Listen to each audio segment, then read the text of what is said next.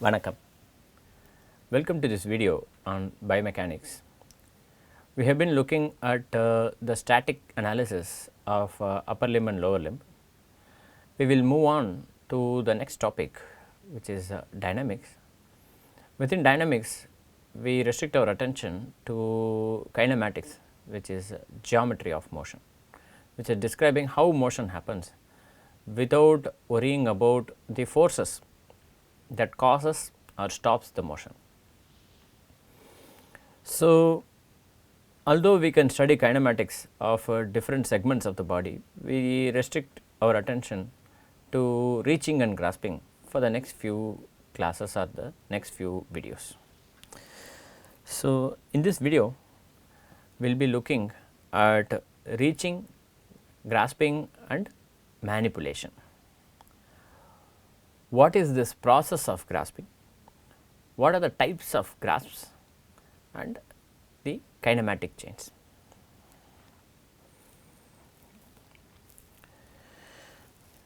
So, we are interested in analyzing reaching and grasping as we would analyze this as a mechanical system or as a machine, right?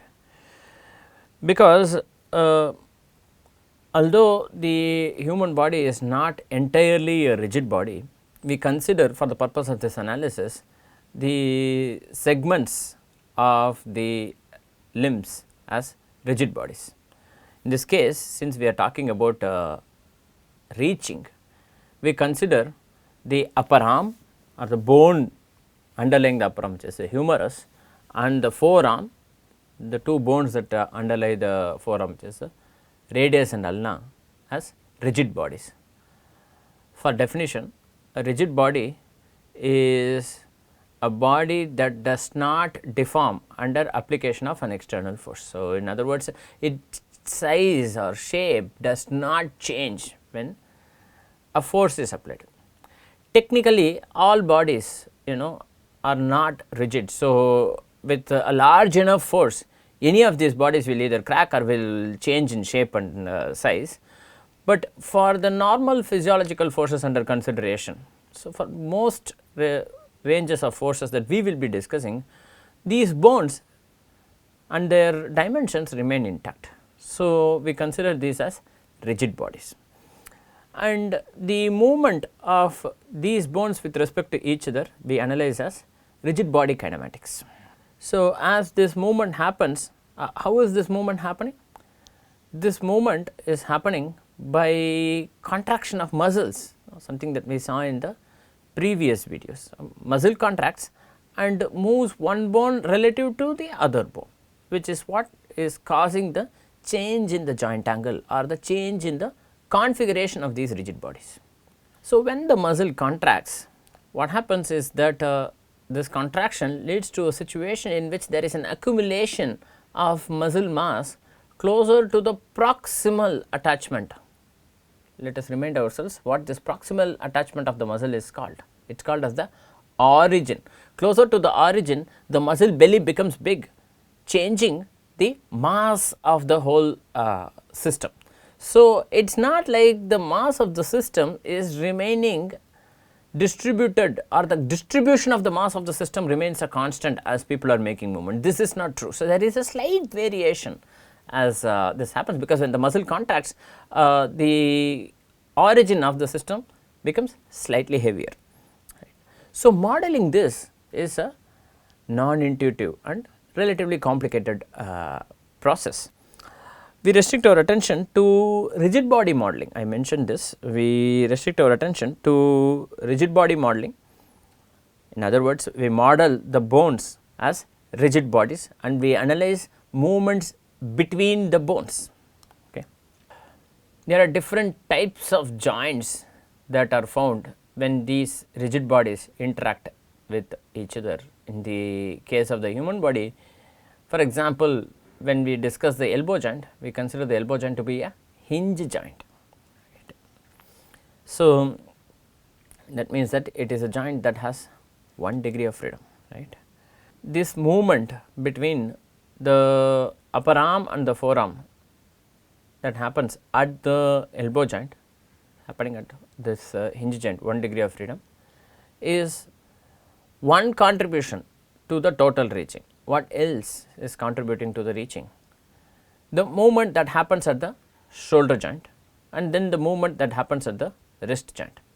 But before we consider the wrist joint into the picture, we consider for simplicity that there are only two joints under the discussion, which is the shoulder joint and the elbow joint, and we consider that the shoulder joint also makes movements in the same plane as the elbow joint. This is not actually true because the shoulder joint is a much more complicated joint, but for now we consider this. So,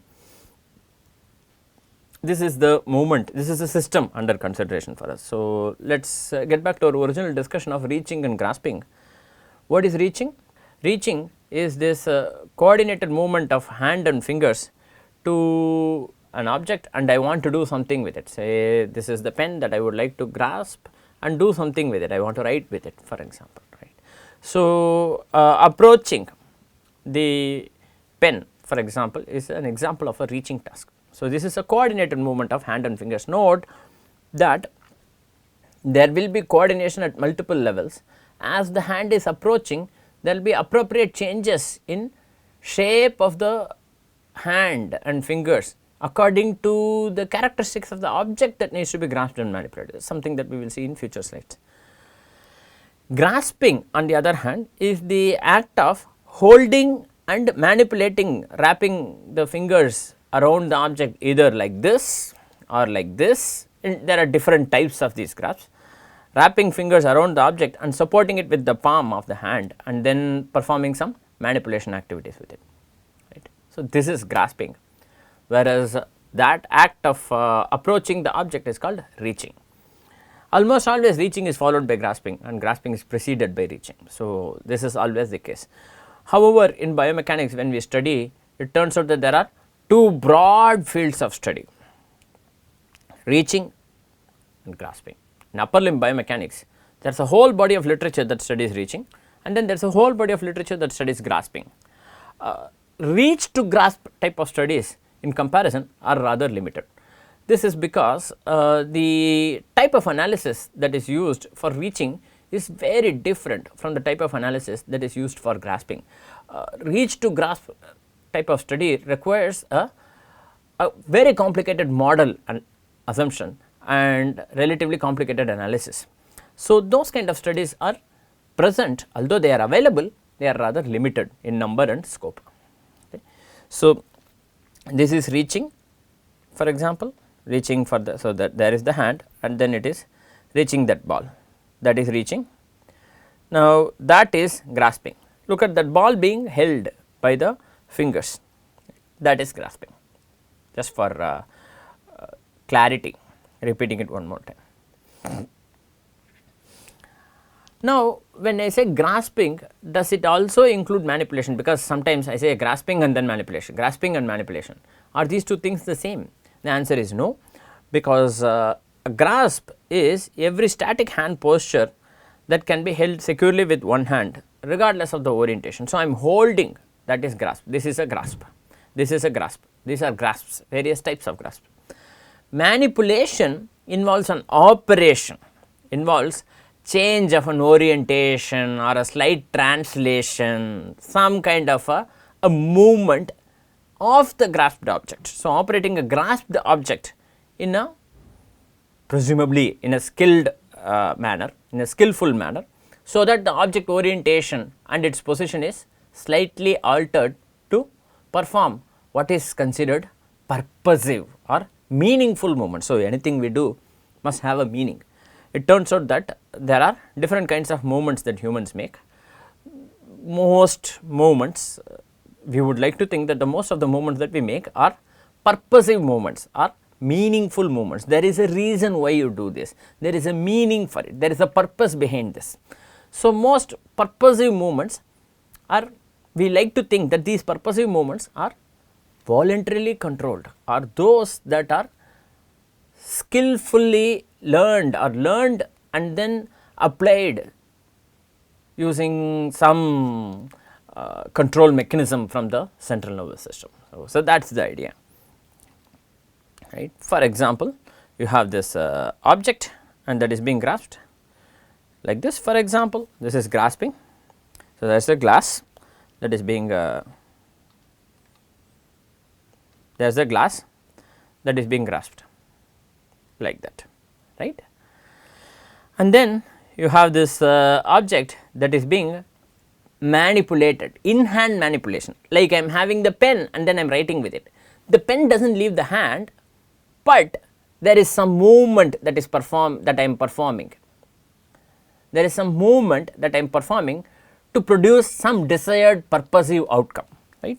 For example, like this, right. This is manipulation of a tool. There is a tool that they are rotating. Remember, this is actually, you are holding this object with several fingers wrapped around the object, and then you are using these two fingers to move a particular movable part of this tool to operate, to perform a purposive action, right. Let us go back and visualize this one more time, right. So, this is the handheld tool which is being manipulated by this person, okay. This is what is being done, right. So, this is manipulation. So, you are holding the object and changing its mechanical characteristics in terms of its orientation. There may even be slight translation, so on and so forth. So, grasping itself can be classified into 3 distinct phases, not including, if you do not include manipulation, then 2 distinct phases. One is the pre-grasp phase. This is the phase in which the object has not yet been touched by the fingers. So, this is the first phase of the grasping task, which precedes the actual act of grasping, which precedes the actual act of touching the object. Then grasping itself, this is when the fingers wrap around the object. Remember, depending on the type of object, the shape of the object, the texture of the object, the size of the object, the grasp type might vary, but not just that. It turns out that depending on what you plan to do with the object, the type of grasp varies. For example, if there is a pen that I am picking up from the table that I am planning to use for writing, right, I would pick it up in such a way that my thumb and index finger are likely to hold it, so that I will write with it like this, right. Suppose the pen is here, I will pick it up like this, I will pick it up like this, so that I can write like this.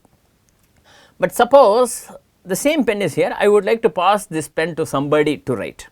Someone is asking, can you pick up that pen for me, and then I am taking, in that case the grasp detail will vary, the way I grasp it will be different.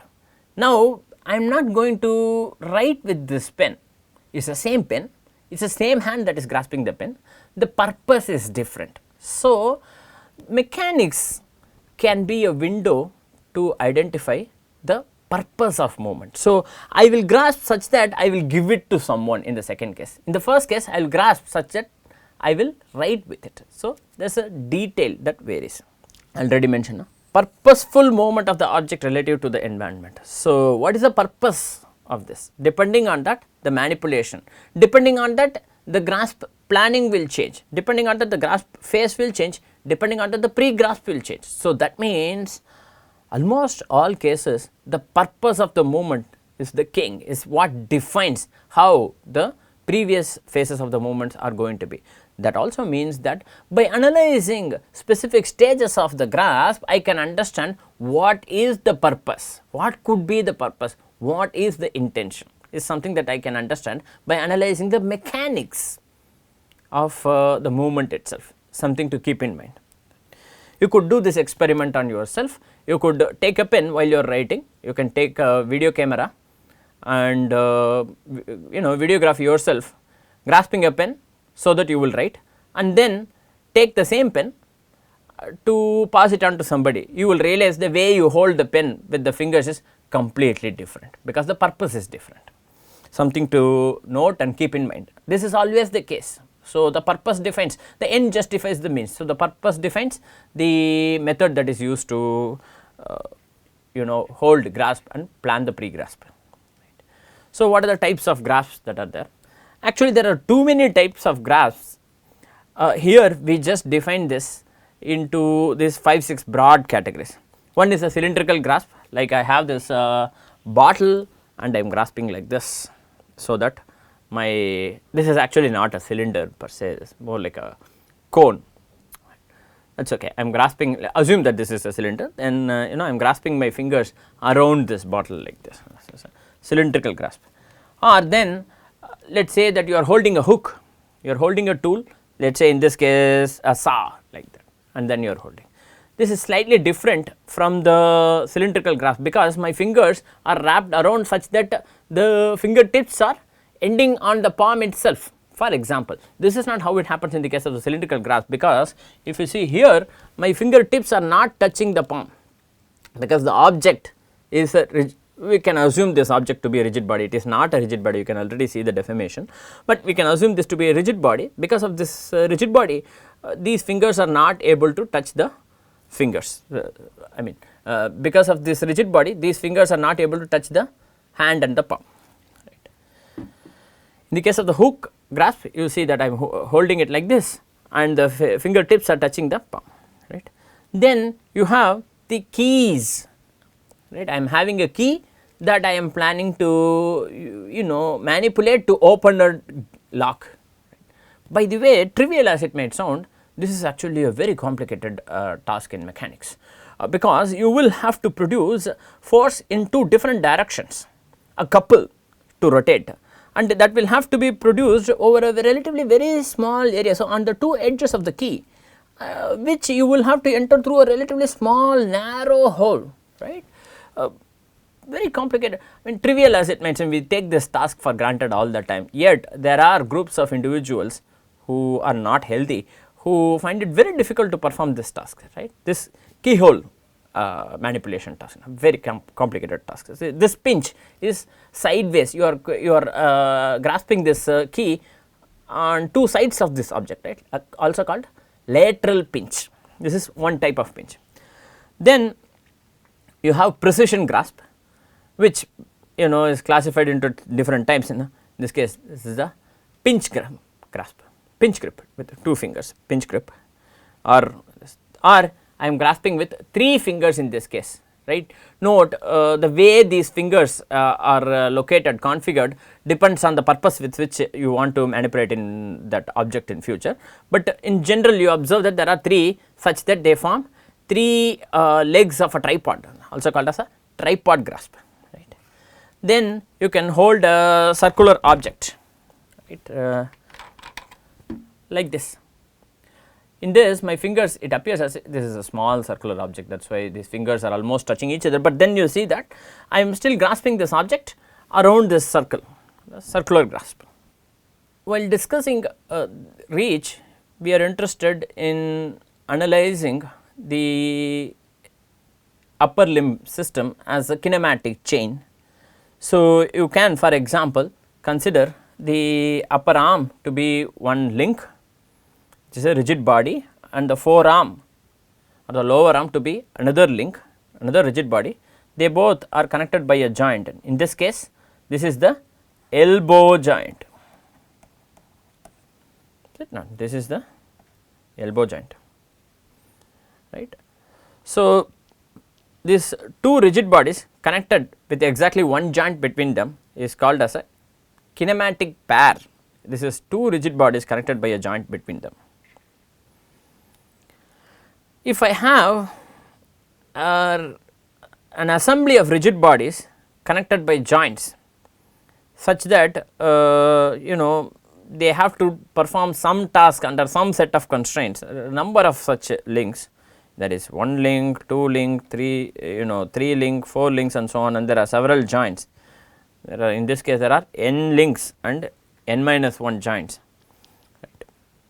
It is called as a kinematic chain. What is the difference between a kinematic pair and a kinematic chain?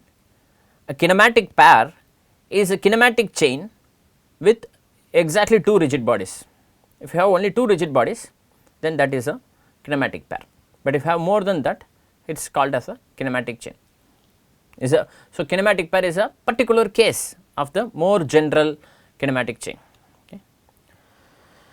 So, in this video we saw what is reaching, what is grasping, what is manipulation, what are the types of grasps, what is the process, what are the various steps involved in grasping, what are the types of grasps, and what is a kinematic pair and what is a kinematic chain, and how purposive movement or purpose of the grasp to a large extent contributes to the way in which you grasp and hold the object.